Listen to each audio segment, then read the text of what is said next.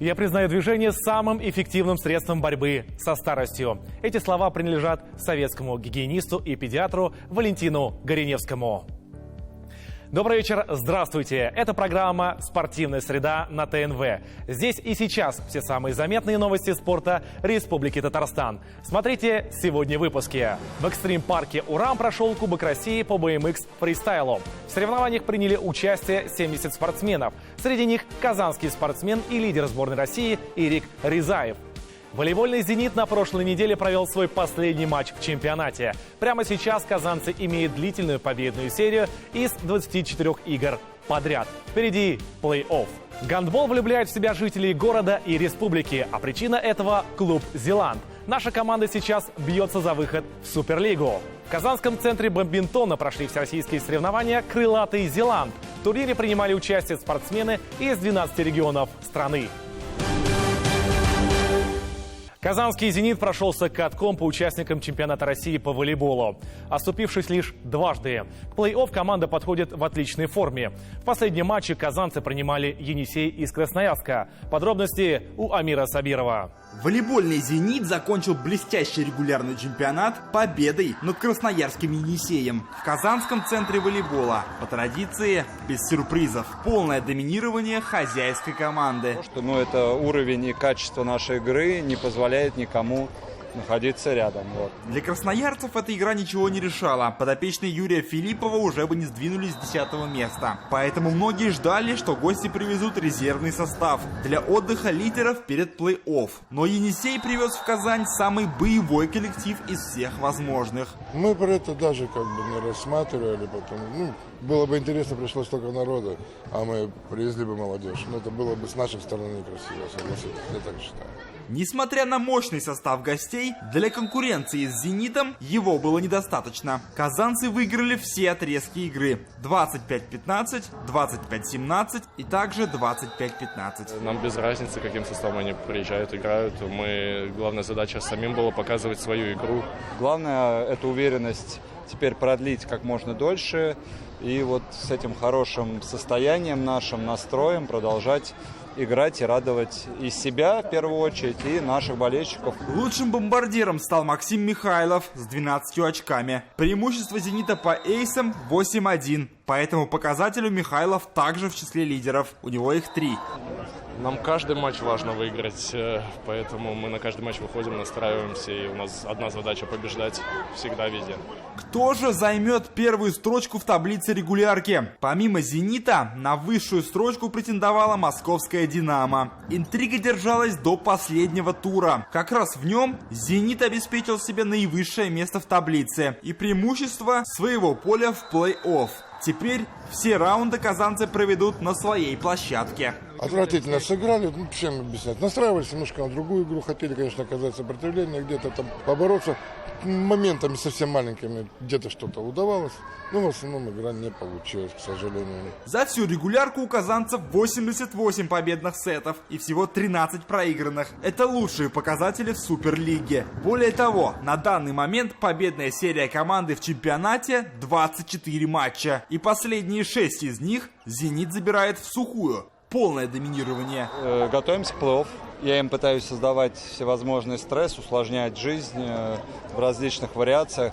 Сегодня мы не проводили разбора, и им было доверено на площадке в режиме, как говорится, лайв принимать какие-то решения. Хотелось, чтобы больше общались друг с другом, больше договаривались. Все понимают, что матчи плей-офф – это совсем другая история. Игры на вылет, они тем и прекрасны, что в них все равны. Без сомнений, здесь каждая команда будет пытаться прыгнуть выше своих возможностей и показать свой лучший волейбол, независимо от места в таблице, победных серий или же подбора игроков. Вспомнить футбольный «Аякс» в Лиге чемпионов или тот же хоккейный «Адмирал» из Владивостока. В плей-офф часто выстреливают те, от кого этого совсем не ждут. С сегодняшнего дня закончена регулярка, закончено наше там определенное доминирование, и все нужно начинать уже с чистого листа. Вот. Последнее чемпионство «Зенита» было уже в сезоне 2017-2018. Тогда еще командой руководил Владимир Олекна. Сейчас казанский суперклуб готов вернуть себе долгожданные золотые медали чемпионата России. Совсем другой эмоциональный порыв и у ребят, когда они видят, что их поддерживают, громко поддерживают, так что всех ждем, приходите. Свой поход зенитовцы начнут уже меньше, чем через неделю. Для коллектива Алексея Вербова четвертьфинал стартует уже 4 апреля. Амир Сабиров, «Спортивная среда». Экстрим – это удел смелых, которые покоряют новые площадки, все время повышая свое мастерство. В Казани прошло феерическое шоу в рамках Кубка России BMX по фристайлу.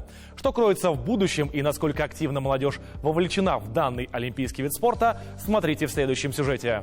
Глубокая чаша, опасные трюки и разворот на 360. Что еще нужно для счастья крутому BMX-райдеру? Последние мартовские деньки Казань встречала очередные соревнования. Кубок России по велоспорту BMX Freestyle. И экстрим-парк Урам прошедшие выходные устроил увлекательное шоу. Участие в соревнованиях смогли принять как юноши и девушки от 13-14 лет, так и от 19 лет и старше. Именно здесь зажигаются новые олимпийские надежды и открывается новая глава в истории BMX Freestyle. Нашему велоспорту, я считаю, тоже повезло, что на территории этого города находится такой прекрасный объект, как BMX-парк. Вот. И сегодня в этом году мы проводим первые соревнования, крупные соревнования из серии Кубка России. Урам-парк с недавних времен является ведущей площадкой для всей нашей необъятной страны, такой дисциплине, как парк. Конструкция размером 1700 квадратных метров состоит из 3 зон. Малый флайбокс для начинающих райдеров, тренинг-зона, фанбоксы с приземлением в поролоновую яму и на резиновое покрытие для оттачивания самых сложных трюков. Многоярусный эйр-парк с фигурами разного уровня сложности, фанбоксами, спайнами, паттерами, волрайдами и трансферами для выполнения трюков в воздухе. Мы смотрим здесь, в Урам-парке, это место притяжения всей молодежи. Сейчас чуть распогодится и, так сказать, снаружи будет уже тесно там ребятам кататься и проводить время. Вот. И поэтому это зрелищно, это динамично, это молодежь, это все, как говорится, в тренде, как вот они любят выражаться. Но главной составляющей первого этапа Кубка – это отбор кандидатов в сборную России. И что примечательно, участие в данных соревнованиях принял один из лидеров сборной Ирик Рязаев, который открыл свою эпоху в истории BMX фристайла России. За столь небольшую карьеру, переквалифицировавшись из главной надежды в легенду, постепенно подтягивая молодых ребят к основной команде. Он доказал это неоднократно на стартах, как на Олимпийских играх, на прошедшем в России в 2021 году чемпионате Европы. Ну и, собственно говоря, продолжает лидировать в этой категории. Является действующим чемпионом России в дисциплине BMX Freestyle Park. Первый номер сборной уже давно известен, а молодая кровь и новые победы ждут как никогда в будущих соревнованиях. Веха этого года у нас будет чемпионат России, который мы проведем в Свердловской области, в Екатеринбурге. Там мы, наверное, увидим такой масштабный праздник, какой мы могли наблюдать 2 года назад, проводя чемпионат Европы в Москве. То есть мы хотим сделать чемпионат России в рамках шоу. Эфир спортивной среды продолжается в формате интервью. Сегодня у нас в гостях директор Казанского училища Олимпийского резерва Рамиль Ильдусович Шакиров. Рамиль Ильдусович, добрый вечер. Добрый вечер. Мы рады вас приветствовать на спортивной среде. И самое главное, в этом году, в мае, исполняется 20 лет на школе Олимпийского резерва. С чем мы вас предварительно поздравляем, но самое главное, конечно, вопрос номер 1. Я хочу вас сначала процитировать, ну а потом задать вопрос. Вы как-то сказали, что главной задачей является сохранение истории и традиций училища. Но самое главное – поиск и формирование новых технологий образовательной деятельности, а также тренировочного процесса. С чего все-таки начиналась история училища Олимпийского резерва в Казани? Максим, большое спасибо за приглашение в столь прекрасную студию, за представленную возможность рассказать о деятельности нашего училища, единственного среднеспециального профессионального образовательного учреждения, которое занимается подготовкой спортивного резерва для команд Республики Татарстан и страны. Да, большое спасибо за поздравления. Действительно, нам в этом году исполняется 20 лет. Вот в 2003 году постановлением Комитета министров Республики Татарстан под подписью Рустама Нургалиевича Минниханова, тогда он был премьер-министром, потом Бариев Марат Мансурович был министром по делам молодежи и спорту, решили, согласовали, что нужно нам создать некое учреждение, которое может подготовить спортивный резерв по видам спорта. Тогда был первым директором, стал первым директором наш Мансур Сабирович Мифтахов. Многие его знают как педагога с большой буквы, как организатора, который мог организовать вот, всю эту деятельность, начать работу организации данного учреждения. То есть создали необходимые условия для организации обучения. Вот с 2005 года уже были первые поступления по 16 олимпийским видам спорта. Тогда и преподавательский состав подобралось из лучших педагогов города Казани. Вот с такой командой активистов начали эту деятельность. Потом уже в 2009 году нам посчастливилось получить нам подарок. Это спортивный комплекс «Олимпийс» в 2009 году. Затем уже в 2012 году вторым директором стал Фарид Абдулхаевич Ахмадуллин. Он тоже человек с стремлением, пришел работать на эту должность. Более 10 лет он проработал, создал хороший коллектив, структуру. И вот сегодня я уже практически благодарен тем людям, которые создали данное учреждение, уникальное учреждение, которому работать и защищать честь нашей республики. Рамиль Ильдусович, а в чем самая главная структура все-таки училища Олимпийского резерва? Какой у вас больше уклон? На учебу идет или на спорт? Или есть там вот какая-то золотая середина, где вы ее находите и совмещаете учебу и спорт? Максим, наверное, скорее всего, мы совмещаем учебу и спорт, потому что главная наша задача, я повторяюсь, это подготовка спортивного резерва и подготовка специалистов физической культуры и спорта. То есть мы занимаемся в двух направлениях, поэтому мы готовим еще педагогов физической культуры и спорта. Да, действительно, наши обучающиеся 2 раза в день занимаются спортом, 2 раза в день, а дневное время они обучаются. Что я хотел бы сказать, что училище Олимпийского резерва сегодня тесно сотрудничает Олимпийским советом Республики Татарстан, члены Олимпийского совета, постоянно посетители нашего училища Олимпийского резерва во главе Бариевым Марат Мансуровичем. Вот буквально он недавно посетил наше училище, общался с детьми, говорил о спорте России, о дальнейшей ее судьбе. Очень внимательно слушали, вот даже мне очень было приятно. А как вот происходит процесс подготовки? Как сам тренировочный процесс выстроен? Вы знаете, рано утром наши ребятишки встают, 7 утра, завтракают, потом уже на наших автобусах, наши автобусы развозят их по тренировочным занятиям. Основные тренировочные занятия у нас проходят в спортивном комплексе «Олимпийс» на Горском шоссе 160. Вот, там у нас еще имеется плавательный бассейн. У нас на игровом зале проходит тренировочное занятие для «Зенит-Ор», «Динамо», «Акбарс-Ор». Это девочки и мальчики, они в игровом зале проводят свои тренировочные занятия. Плюс еще пляжный волейбол. Борцы и настольный теннис у нас на 2-х, 3-х этажах расположены. До обеда тренировочный процесс проходит, потом уже приезжает училище, обедают, потом уже с половины 1 у нас начинается учебный процесс. И до 5 вечера они обучаются, получают образование, потом снова садятся в автобусы и едут уже на вечерние тренировки. Вечерние тренировки также проходят. А количество соревнований уменьшилось или увеличилось вот в современных реалиях? Я ведь как руководитель данного учреждения каждый раз подписываю командировочные мероприятия, планы мероприятий, соревновательных мероприятий утверждаю. Они не уменьшились. Они, наоборот, даже увеличились, я бы сказал. Все равно проходят и международные соревнования, всероссийские, первенства России. Поэтому есть ребятам чем соревноваться, куда идти. Рамиль Ильдусович, 2023 год в России объявлен годом педагога и наставника. Это очень важная стезя для любого педагога, который преодолевает трудности, потому что разные дети, с ними нужно уметь справляться, это психология. Педагог должен уметь и знать свой предмет от и до, и при этом совершенствоваться постоянно. Как вот у вас идет работа с тренерами? Вы знаете, в начале своего выступления я уже говорил о том, что наши учреждения были подобраны лучшие из лучших. Это и педагоги, которые дают образование нашим студентам, это и тренерский состав. На сегодняшний день у нас работают 45 тренеров.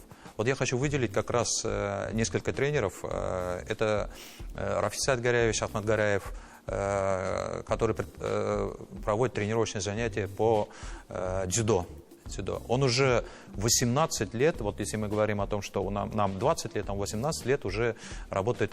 На той неделе трое воспитанников Рафиса Сайдгаряевича заняли первые места. Это парни наши, и получили звание мастера спорта. Вот. Мунисам Хамбилович проработал тоже 17 лет. Он как раз тренирует у нас, воспитывает вольников, спортсменов-вольников. Тоже очень достойный педагог, отличник физической культуры и спорта. На сегодняшний день и его воспитанники тоже являются призерами, чемпионами первенства России. Рамиль Ильдусович, а как проходит набор в училище Олимпийского резерва? Со скольки лет вы принимаете детей и до скольки лет вы их воспитываете? Для поступления в наше училище необходимо быть не ниже кандидата в мастера спорта и первый разряд по игровым видам спорта. И должен быть обязательно ходатайство от региональной федерации спорта. Ежегодно мы принимаем 50-60 студентов. В этом году мы принимаем 50 студентов на обучение. Это лучшие из лучших. Мы являемся одним из лучших училищ Олимпийского резерва России. Это я с гордостью могу сказать. И хочу поблагодарить руководство Республики Татарстан за поддержку. Мы сегодня имеем в своей структуре это медико-санитарная часть, где мы можем провести углубленные медицинские осмотры. 144 наших студентов живут в общежитиях, тоже бесплатное общежитие, транспортное обеспечение. Также в нашем балансе имеется спортивный комплекс «Олимпийс», плавательный бассейн, спортивно-оздоровительный лагерь «Искра», спальный корпус. Вот в этих вспомогательных учреждениях мы проводим спортивные сборы. Рамиль Ильдусович, мы вам благодарны за то, что вы пришли к нам и рассказали о училище Олимпийского резерва, рассказали прежде всего о том, какие у вас есть отборы детей, над чем вы работаете, какое у вас будущее. И опять-таки мы от нашей большой дружной команды спортивной среды тоже желаем вам больших успехов, достижений результатов и всего самого доброго. Большое спасибо. С 25 по 29 марта в центре бадминтона проходили всероссийские юношеские и юниорские соревнования «Крылатый Зеланд». В турнире принимали участие спортсмены из 12 регионов страны. Фаворитами были спортсмены из Республики Татарстан, Москвы и Санкт-Петербурга. О том, как проходили соревнования, узнаем в нашем сюжете. История бадминтона берет свое начало от индийской игры пуна. Основывалась она почти на тех же правилах, что и современный бадминтон. И лишь в 19 веке увлечение английских офицеров, служивших в Индии, распространилось по всему миру. Недавно мы побывали на всероссийских соревнованиях «Крылатый Зеланд». Скажем вам честно, такое зрелище нельзя пропускать. Турнир делится на две части, это детский и взрослый. Сейчас идет турнир юношеский, как раз детский, где 4 возраста: 11, 13, 15, 17, 19 лет. Валанчики летели с такой мощной скоростью, что лишь опытные спортсмены могли отразить атаку. Порой партии молодых талантов напоминали гладиаторские бои. Ребята управляли ракеткой как настоящим рыцарским мечом, и даже одна ошибка могла решить исход партии. Бадминтон очень популярен, если так сказать, география, то у нас она идет от Калининграда до Владивостока. Тем более сейчас заиграла Сибирь. Это не то, что традиционные, это Омск, Новосибирск, там Алтайский край. Сейчас уже география дальше прошла. Красноярский край играет, Иркутская область. Бадминтон в России один из самых популярных видов спорта. Особенно он развит как раз-таки в регионах страны, где стараются строить новые площадки, а в обычных школах на уроках физкультуры учителя стараются увлечь ребят этой интересной игрой. Федерация изначально взяла своей целью развитие бадминтона именно в районах. И бадминтон на начальном этапе очень такой доступный вид спорта. Можно, например, тренеру дать ракетки, воланы, сетки. Если есть зал, то ты уже можешь играть в бадминтон. Поэтому неудивительно, что фаворитами на соревнованиях была наша республика Татарстан. Конечно, Москва и Питер составили сильную конкуренцию, однако на протяжении всего турнира доминировали именно татарстанцы. Очень много людей, народу очень много, не пробиться почти. Но игры хорошие, можно работать над всем. Крылатый Зеланд проходит уже 8-й год. В этом году количество участников просто зашкаливает. Из 12 регионов страны собралось аж 473 спортсмена. Это настоящий рекорд по всем мероприятиям, которые в этом году проходили в России. Настроены на наилучший результат, показать свою игру. Ударить точно, своевременно и с нужной силой в бадминтоне необходимо так же, как и в самой жизни. Промахи не прощаются. В этом и заключается красота бадминтона. Будем надеяться, что этот вид спорта продолжит развиваться как в регионах, так и в столичных городах России. Глеб Нигмати, «Спортивная среда». В спортивном комплексе «Мирас» казанский гандбольный клуб «Зеланд» принимал ростовский лидер. 2 матча, 2 победы. И вторая строчка в турнирной таблице. Прямо сейчас у 3 сильнейших команд по 35 набранных очков. По итогам сезона первая команда напрямую выходит в Суперлигу, а вторая и третья будут играть стыковые матчи. В спортивном комплексе «Мирас» вовсю разгораются страсти из мира гандбола. В высшей лиге наш казанский «Зеланд» борется за попадание в Суперлигу. Сейчас наша команда в числе лидеров турнирной таблицы. В рамках 6-го тура казанцы принимали ростовскую команду «Лидер». Напомним, один тур проходит в 2 игровых дня. В первый «Зеланд» обыграл соперников уверенными 36-29. Причем в первом отрезке игры ростовчане не отпускали далеко казанцев. 16-12. Это хорошая команда, на базе Ростовского университета. То есть они всегда преследуют какие-то определенные свои цели, да, у них больше упор идет на студентов. Я им желаю только удачи, они молодцы. Уже на следующий день во втором матче гости явно сделали работу над ошибками. Первые 30-минутки битва была упорнейшая, ростовчане вели почти весь тайм. Но в самом конце казанцы смогли сравнять и выйти вперед.